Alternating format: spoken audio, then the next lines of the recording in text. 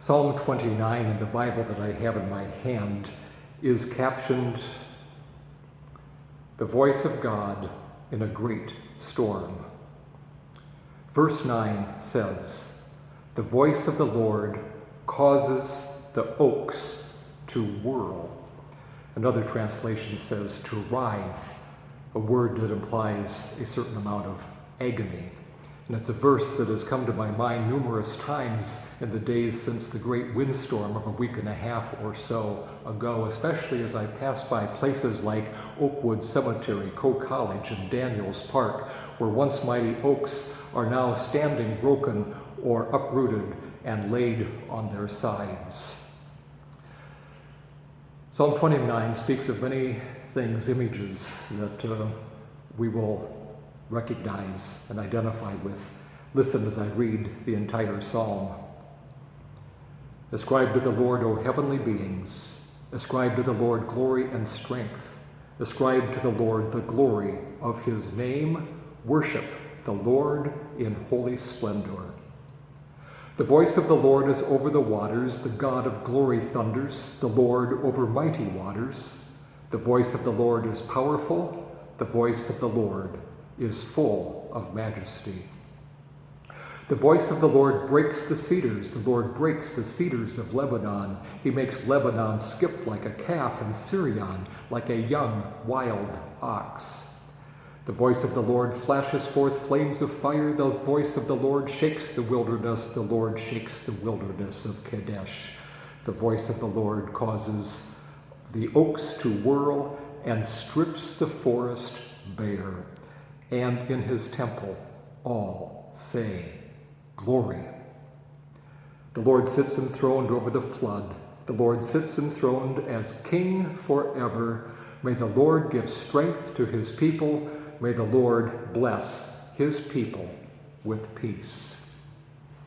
The point of the psalm is not to say that this or other natural disasters are ordered by God, that God somehow thought it good that we should have such a devastating storm as we have experienced here and across Iowa, but rather is simply to give us a sense of God's holy majesty that is truly impressive, and like other great and mighty things, can be both attractive and scary at the same time. It's like how we in Iowa kind of like to watch big thunderhead clouds, but from a distance, not too close and not coming towards us.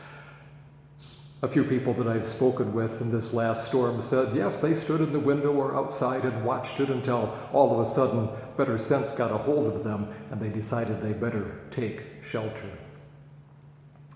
In the 11 verses of the psalm, no less than 18 times the psalm uses the Hebrew word for the name of God, a name that in Old Testament times was considered too holy for humans to speak, and is always spoken or said as the Lord.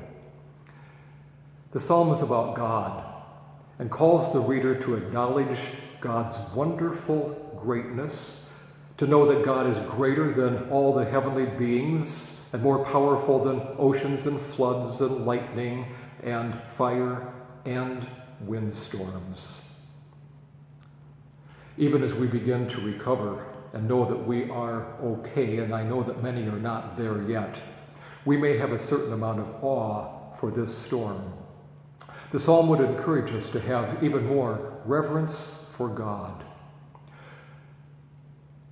The cross behind me reminds us of the awfulness of what happened to Jesus, but the mighty power of God to raise him from the dead.